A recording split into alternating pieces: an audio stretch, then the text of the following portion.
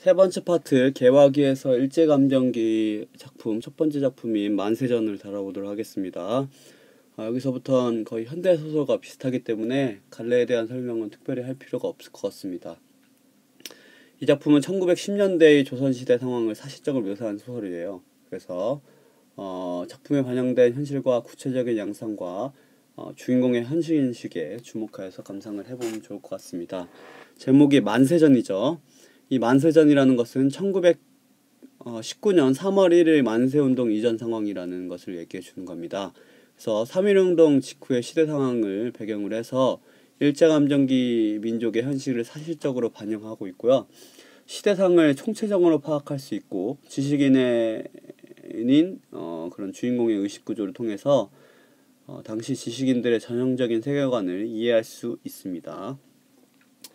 그러면 일단 전체 줄거리부터 좀 볼까요?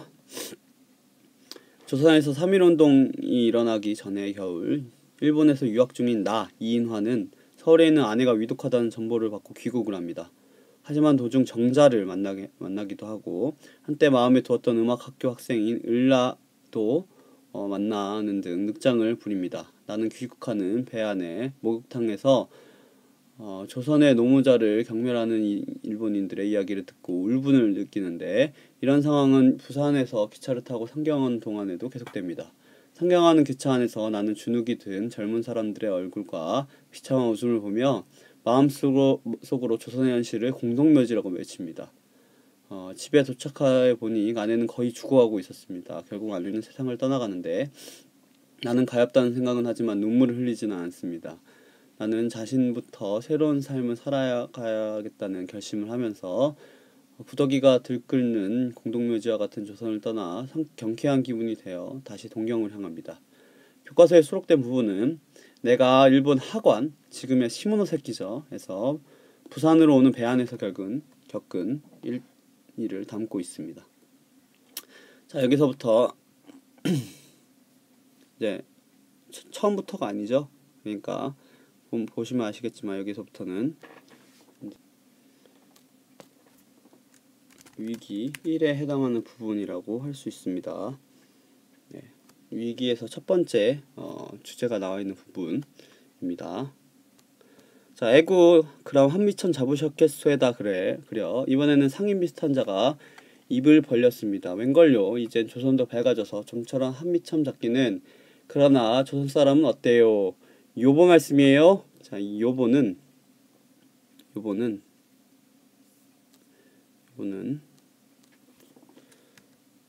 조선인에 대한 일본인의 태도를 알 수 있습니다. 이제 경멸하고 멸시하고 있죠.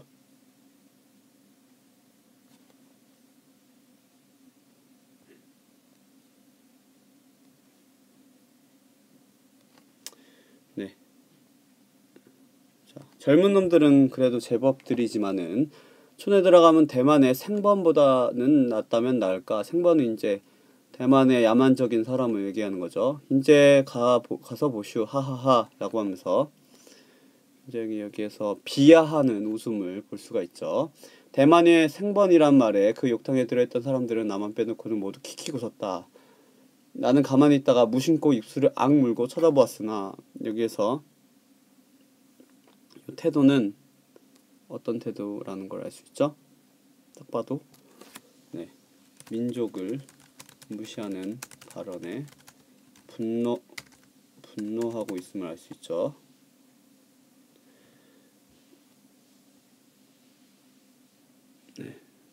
글씨가 잘 안 보이니까 다른 색으로 해볼까요? 민족을 무시하는 것에 대해서 분노하고 있습니다.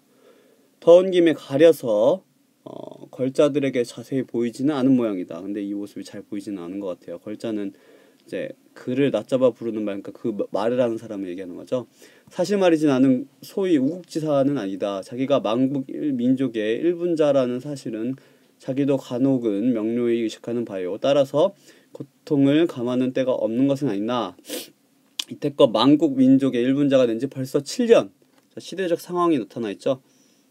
그러면 지금은 몇 년이 됐는지 알 수가 있을 겁니다. 그러니까 그 9년에 나라가 망했으니까 1916년?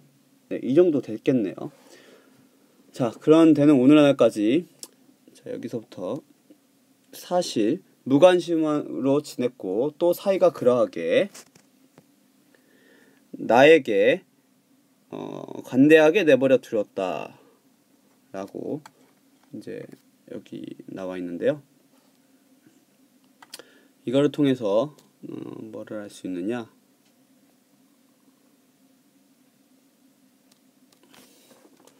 자, 일제 치하에 있는 동안 일제의 차별 대우의 무감각해짐을 알 수 있습니다. 너무 이제 오래돼서 7년 정도나 지났으면 그러려니 한다는 얘기예요. 그거에 대해서 더 이상 분노하지도 않고 그냥 뭐 나쁘게 얘기하면 노예근성에 찌들어 있다고 해야 되나요? 네, 그렇다고 이제 할 수 있죠. 도리어 소학교 시대에는 일본 교사와 충돌을 하고 퇴학도 하고 사립학교로 전학을 한다는 등 순결한 마음에 애국심이 비록 열렬하였지만 자, 이 소학교 시절은 어땠느냐? 애국심이 비록 열렬했다라고 이제 얘기할 수 있죠. 차차 지각이 나자마자 동경으로 건너간 뒤, 자, 동경으로 건너간 뒤에는 어떻게 되냐면 간혹 심사가 틀리는 일을 당하거나 1년에 한 번씩 귀국하는 길에 학원에서나 시모노세키에서나 부산 경성에서 조사를 당할 때에는 귀찮기도 하고 분하기도 하지만 그때뿐 그리 적개심이나 반항심을 일으킬 기회가 적었다. 조금 변화가 있죠. 귀찮거나 분하거나 적개심이나 반항심 기회가 적었다 라고 이제 얘기를 하고 있습니다. 이렇게 태도의 변화가 있는 거죠. 자, 여기에서 또 얘기하는 심사가 틀린 일은 이제 여기 얘기하는 차별 대우를 얘기하는 거겠죠. 네, 밖에서 여기서 얘기하는 차별 대우, 이걸 얘기하는 거겠죠. 치우고 다르게 써볼까요? 자, 다른 색깔로 해야 조금 보기 편하겠죠. 자, 여기서 심사가 틀리는 차별 대우라고 할 수 있습니다. 적개심이나 반항심이란 것은 압박과 학대, 정비라는 것이요. 또한 활로를 얻는 유일한 수단이다. 그러나 7년이나 가까이 영경에 있는 동안에 경찰 이외에는 나에게 그다지 민족관념을 굳게 의식하게 하지 않았을 뿐 아니라 여기에서 파란색을 했지만 여기서 볼 수 있는 거는 이제 굉장히 소극적이고 무기력한 태도를 이제 보이는 건데요. 다시 써주면 소극적이고 무기력한 태도인데요. 그렇게 되는 이유는 뭐냐? 자, 그렇게 되는 이유는 뭐냐면 경찰 이외에는 그다지 나에게 이렇게 뭐랄까 의식하게 민족적인 문제를 가지고 다룰 일이 없었다는 거죠. 자, 그래서 뒤에 원래 정치 문제에 대해서 무취미한 나는, 경제 문제에 대해서 관심 없는 나는 이때껏 별로 그런 문제로 머리를 썩여본 일이 전혀 없었다 해도 가할만했다. 그러니까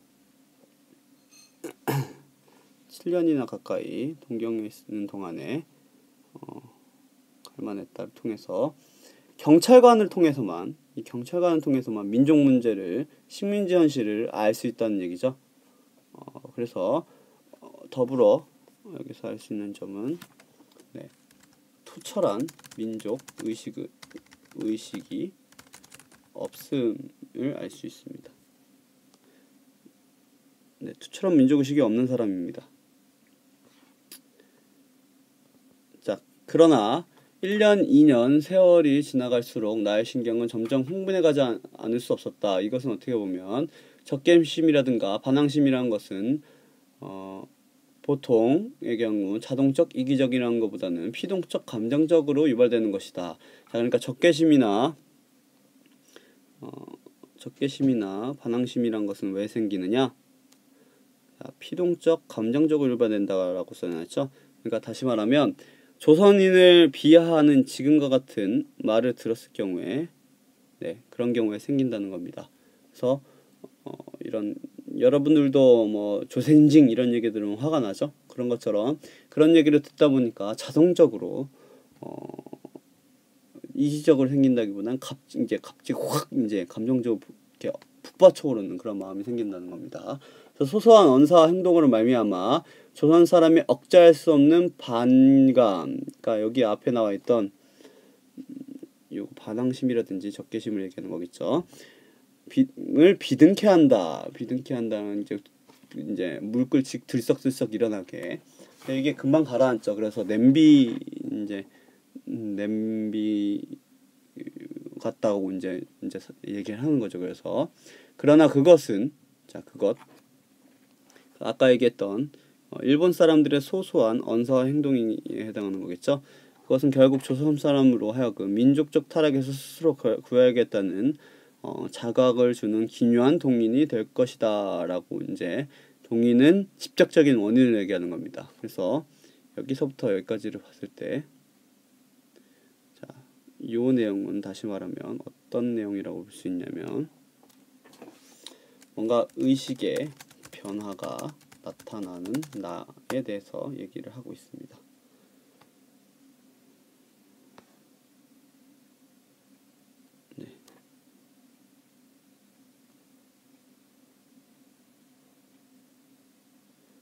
또 이게 말을 안 듣지? 네. 의식의 변화를 나타내고 있는 나의 모습을 보여주고 있는 겁니다. 왜 의식의 변화를 나타내고 있느냐? 이런 가끔씩 얘기하는 일본인들의 언사 같은 게 귀에 거슬리고 그런 것들이 우리 민족이 비참하구나 라는 현실을 인식하게 된다는 얘기죠. 지금도 목욕탕 속에서 듣는 말마다 귀에 거슬리지 않는 것은 없지만 왜냐하면 여기 나오는 얘기들이 다 어떤 내용들이에요? 여기 나오는 조선인들의 업쟁을 쓰는 이게 아니지. 여기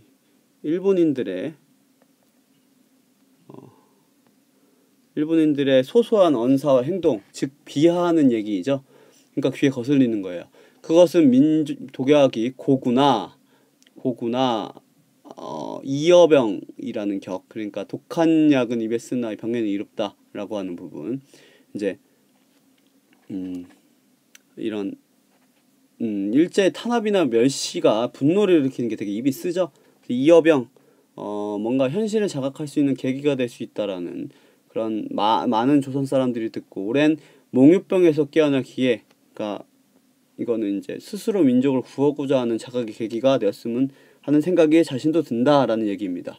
그럼 여기서 얘기하는 몽유병은 뭘까요? 그런 아까 자기 자신이 여기에서 투철한 민족의식이 없기 때문에 뭔가 소극적이고 무기력한 태도를 가지는 것을 의미하는 거겠죠. 여기까지 내용이 위기 1에 해당하는 부분이라고 볼 수 있습니다. 그래서 위기 1은 이제 조선인을 멸시하는 일본인의 대화를 듣고 현실 인식에 대해서 뭔가 변화가 있는 것을 얘기하는 거고요. 여기서부터는 위기 2에 이제 해당하는 부분입니다. 계속 읽어보겠습니다. 그들은 여전히 이야기를 계속하였습니다. 그래 촌에 들어가면 위험하지 않은가? 처음 간다는 시골자가 또다시 입을 벌렸다. 멀리 어디 가든지 조금도 염려 없애다. 생번이라 해도 요번은 온순한 데다가 도처의 순사여 헌병인데 손 하나 껌짝할 수 있나요? 긁어보면 대루치상이 참 손하기 힘도 세지만 인물은 인물이야 매우 감격한 모양이다. 도처에 순사가 깔려있는 헌병이 깔려있던 것을 봤을 때 이제 강제 통치기라고 볼 수 있죠. 네. 강압 통치기. 네. 강압적인 통치를 한다는 걸 알 수가 있습니다. 그래서 1919년에 3.1운동이 일어난 후에 일본이 전략을 바꿔서 문화 통치에 들어가기 전까지 이렇게 칼을 찰 헌병들 이 도처에 깔려있고 심지어 교사들도 칼을 차고 들어갔다고 하죠. 다음 페이지에서 보겠습니다. 그래 촌에 들어가서 할 게 뭐예요? 라고 하고 있습니다. 이제 계속 물어보는 거죠. 할 것이야 많지요. 어딜 가기로 굶어 죽을 염려는 없지만 요새 돈 모을 것이 똑 하나 있지요. 자문 없이 힘도 안 들고 하하라고 하고 있습니다.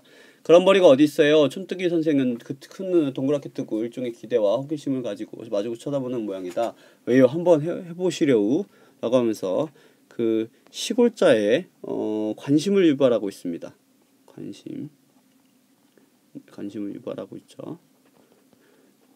네, 그는 이렇게 한마디 충동이며 무슨 의미가 있다는 듯이 그 악독해 보이는 얼굴에 교활한 웃음을 띠고 한참 마주보다가 그러니까 시골자를 꿰는 그 사람에게서 굉장히 부정적인 시각이 드러나 보이는 거죠.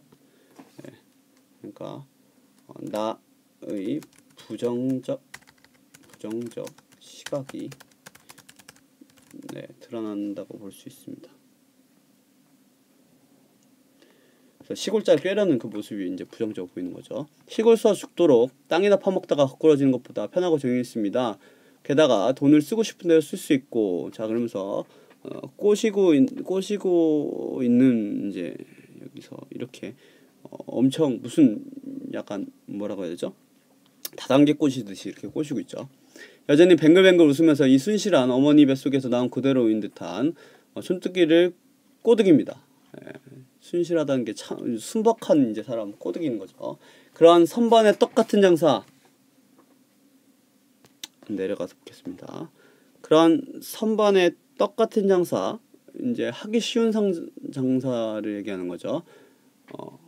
여기에 중간에 이제 뭐 하나가 생략이 되는데 여기에는 뭐가 생략이 되어 있느냐? 선반에 떨어지는 선반에서 떨어지는 떡, 그러니까 선반에 떨어지는 걸 어떻게 입만 벌리고 있으면 되는 거죠. 그러니까 받아 먹기만 하면 그렇게 쉬운 장사가 있겠습니까? 라고 이제 얘기를 하는 거예요. 촌뜨기는 차차 침이 말라옵니다. 그러나 미천이 아주 안 드는 것은 아니지요. 우선 얼마간 안 되지만 보증금을 들여놔야 하고 양복이나 한 벌 장만해야 터이니까. 그러나 노영이야 형님이 헌병대에 계시다니까 신분 염려 없을 터인 거로 보증금은 없어도 좋겠지. 제 딸은 누구나 그 직업을 얻으려면 보증금을 내놓아야 할 법이지만 특별히 그것만은 면제해 주겠다는 듯이 오만한 태도로 어깨를 뒤틀며 지나가는 말처럼 또 한마디 했습니다. 그러나 정작 그 직업의 종류가 무엇인지 용이히 가르쳐주지는 않습니다. 자, 실상 곁에서 엿듣고 있는 나 역시 궁금합니다. 제가 앞에 이제 날개에 있는 문제 까먹었는데 그가 말하는 벌이가 어떤 것인지는 이제 지금 여기 이제 나올 겁니다. 이러한 소리를 듣는 시골 걸자는 더한층 호기의 눈을 번쩍이며 앉아 있습니다. 그러나 그것은 토설하지 않는 것은 나와 그 외에 두 사람이 들을까 꺼려서 그러한 것 같기도 하고 또는 그 시도골뜨기가 더욱더욱 열해진 뒤에 자기 부하가 되겠다는 다짐까지 바꿔서 이야기하려는 수단 같기도 합니다. 그러니까 여기 토설은 이제 숨겨진 진실을 드러낸다는 뜻이죠. 그래서 말하지 않는 이유가 두 가지 정도가 나옵니다. 누가 들을까 꺼려서 또는 조금 더 이 뭐랄까 궁금해한 후에 얘기하고 싶어 할 이제 그런 뒤에 얘기하는 게 재밌으니까 그렇게 한다는 거죠. 그래서 직업의 종류를 얘기하지 않는 이유 두 가지. 나의 생각이죠. 이렇게 있을 수 있습니다. 있죠. 그래, 그럼 훌륭한 직업이 무엇인데 어디 있나요? 라고 하는데 이제 이 직업이 뭔지 이제 나옵니다. 이번에는 그 시골자의 동행한 사람이 가만히 듣다가 욕탕에 시뻘겋게 단 몸뚱아리를 무거운 듯이 끌어내며 물었다. 이제 아까 그 순진한 사람 동행자가 있었던 모양이에요. 그자도 물속에 불쑥 일어서서 수건을 등 뒤로 넘겨서 가로잡고 문지르며 한번 목욕탕 속을 휘 돌아다보고 다른 사람들이 자기네의 대하에는 무심히 한 구석에 앉아있다는 것을 살펴본 뒤에 안심한 듯이 비로소 목소리를 낮추며 굉장히 비밀스럽게 이제 입을 벌렸습니다.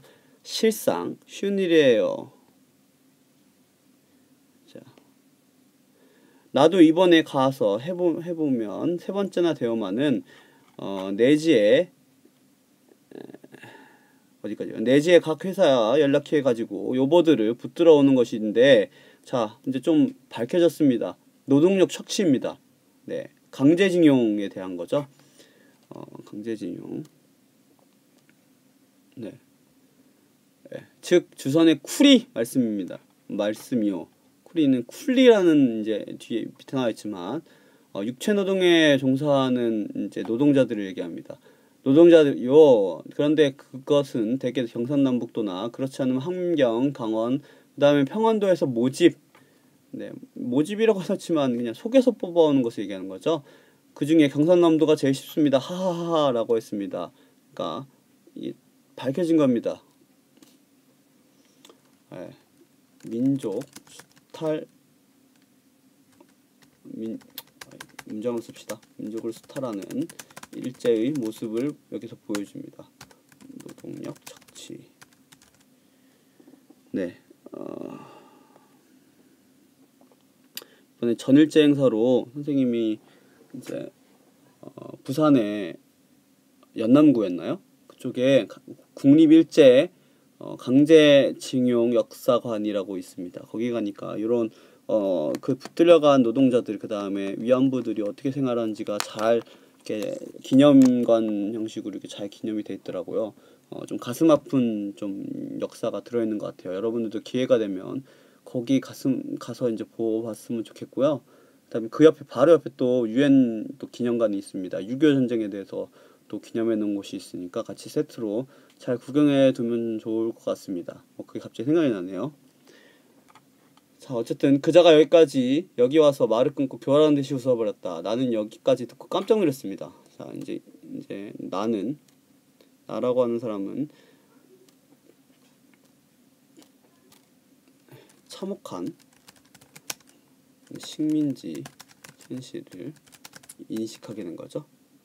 그러니까 일본에 유학을 가 있으니까 더 몰랐을 수도 있어요. 근데 우리 민족이 이런 상황이었구나 라는 것을 조금 더 알 수 있게 됐을 수도 있어요. 그래서 그 가련한 조선 노동자들이 속아서 지상에 지옥과 같은 일본 각지의 공장에 몸을 팔려가는 것이 모두 이런 도적놈 같은 협잡불량배의 술중에 빠져서 그런가 보다. 협잡 이제 옳지 않은 방법으로 한다는 거죠. 그러구나라는 생각을 할제.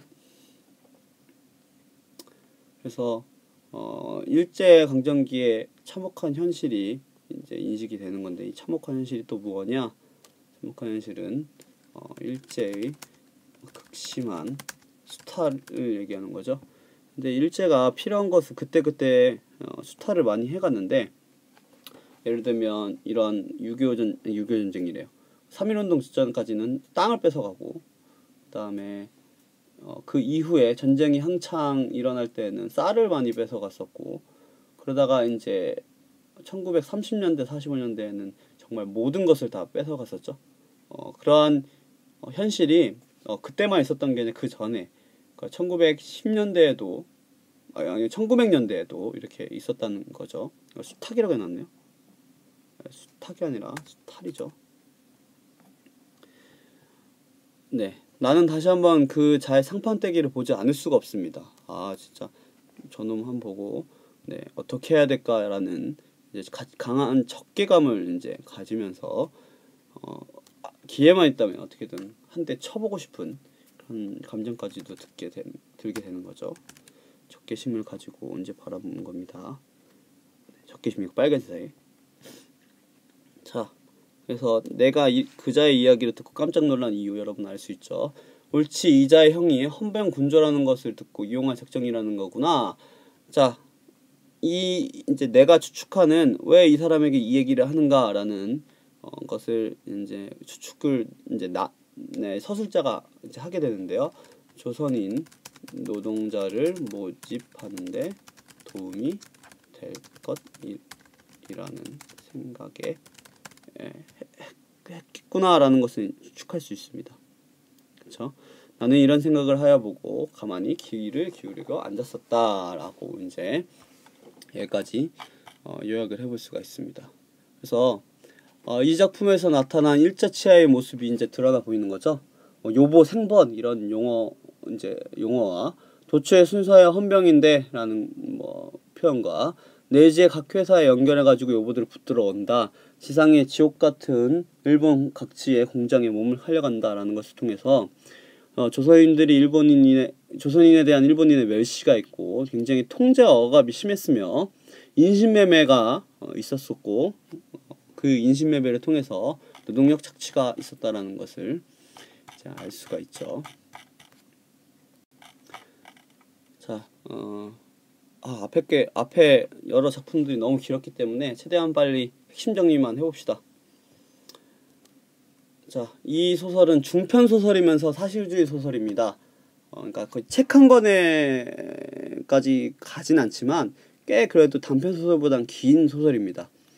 그리고 사실을 잘 그려낸 소설입니다. 그래서 성격도 사실적이고 굉장히 현실 비판적입니다. 시점은 1인칭 주인공 시점인데요. 1인공 주인공 시점을 설정한 이유가 있습니다.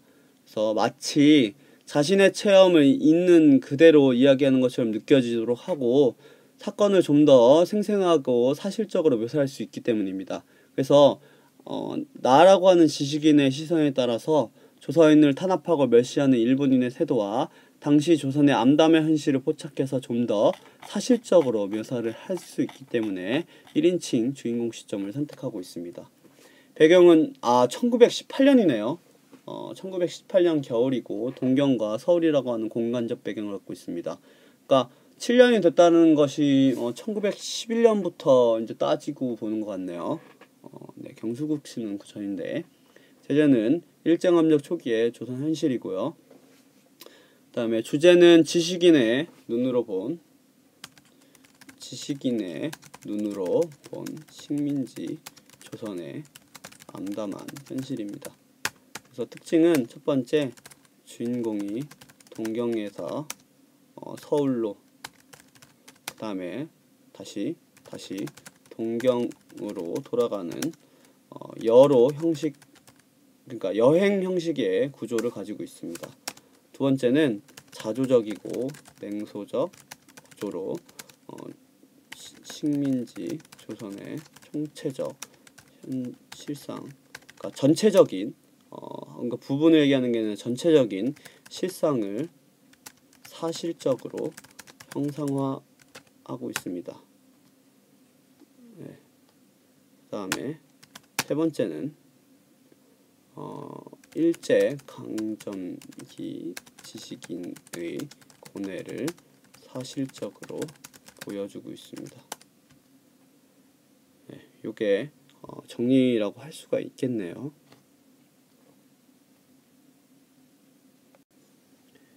이제 문제에 나와 있는 이제 두 작품, 정확히는 한 작품이죠. 왜냐하면 나는 만세전이니까요. 이제 무정과 만세정을 이제 살펴볼 건데 방금 전에 살짝 선생님 멈춰놓고 다시 좀 찾아봤는데 경수국치는 1909년에는 1910년이네요. 선생님 살짝 헷갈렸습니다.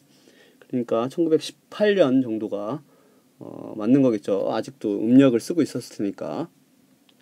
자, 정정을 합니다.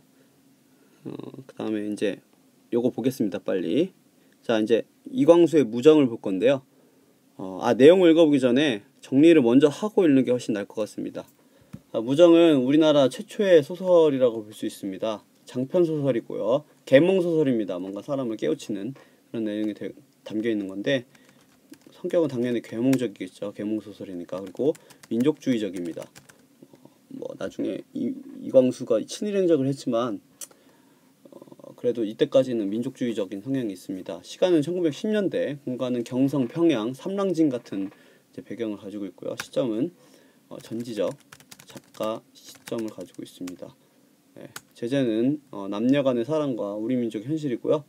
주제는 민족의식과 개화사상 그리고 자유연애 사상의 고취입니다.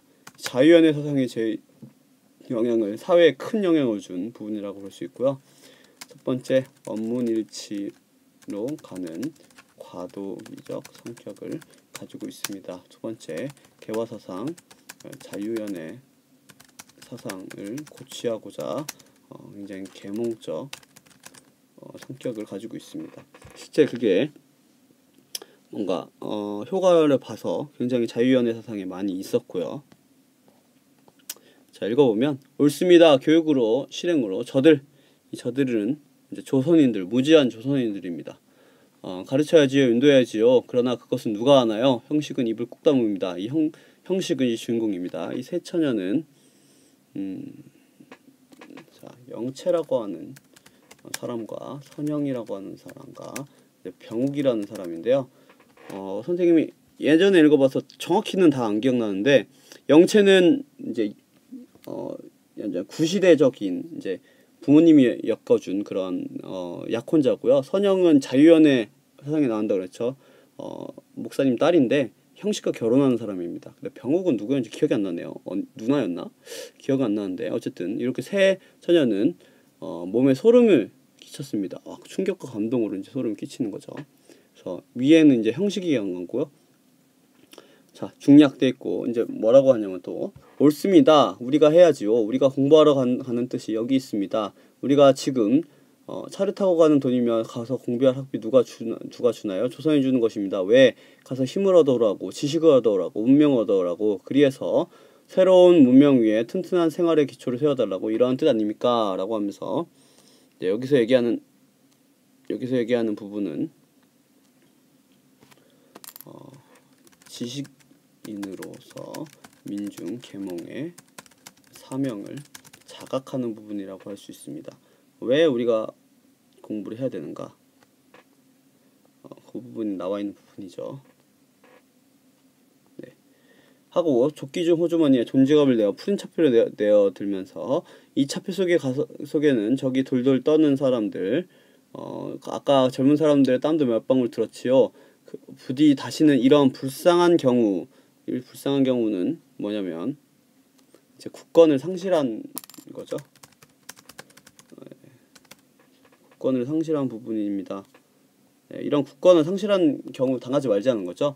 하고 형식은 새롭게 듯이 한번 몸과 고개를 흔들었습니다. 그래서 절절한 뭔가 깨달음과 다짐을 하고 있는 거죠.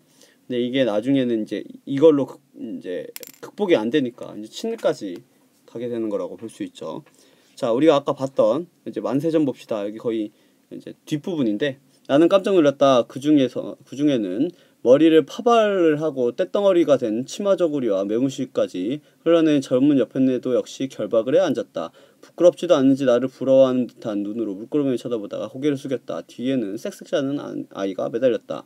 그러니까 굉장히 이제 요거는 1918년이라고 했죠. 8년 사이에 이렇게 비참한 현실을 가지고 있는 겁니다.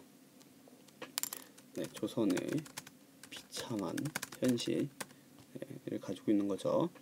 나는 까닭없이 처량한 생각에 가슴에 부퍼쳐 오르면서 몸이 한창 더 부르르 떨렸습니다. 왜 부르르 떨렸을까요? 위에 보면 알겠지만 안타까움에 대한 뭔가 슬픔과 분노가 있는 거죠. 네. 그래서 모든 기억이 꿈과 같고 눈에 띄는 것마다 가엾어 보였고 눈물이 스며날 것 같습니다. 여기서 보이는 감정은 네, 안타까움과 슬픔이죠. 네, 안타까움과 슬픔을 좀 볼 수가 있습니다. 그래서 나는 승강대에 올라가서 속으로 분노가 치밀어 올라와서 이렇게 부르짖었습니다. 이것이 생활이라고 하는가 모두 되져버려라. 착관에 들어가며 무덤이다. 구더기가 끓는 무덤이다. 라고 지긋지긋한 듯이 입술을 악물어 보았습니다. 이 구더기는 조선인이고요. 그 다음에 무덤은 조선 사회입니다. 이렇게 구더기는 조선이고 무덤은 조선 사회라고 하면서 조선에 대한 뭔가 서술자의 인식을 볼 수가 있는 부분이라고 할 수 있죠. 어떻게 인식을 하고 있는가? 조선은 진짜 죽어버려서 이미 구더기가 끌고 있는 사회구나라고 이제 인식을 하고 있다는 거죠. 라고 나는 지긋지긋한 듯이 입술을 악물어 보았습니다. 그래서 조선의 현실에 대해서 안타까움과 분노를 느끼는 거라고 볼 수 있죠. 이 정도 설명했으면 여러분들이 민족이나 민족의 현실에 대한 인물들의 태도에 대한 차이점을 볼 수 있을 것 같습니다. 여기까지 하겠습니다.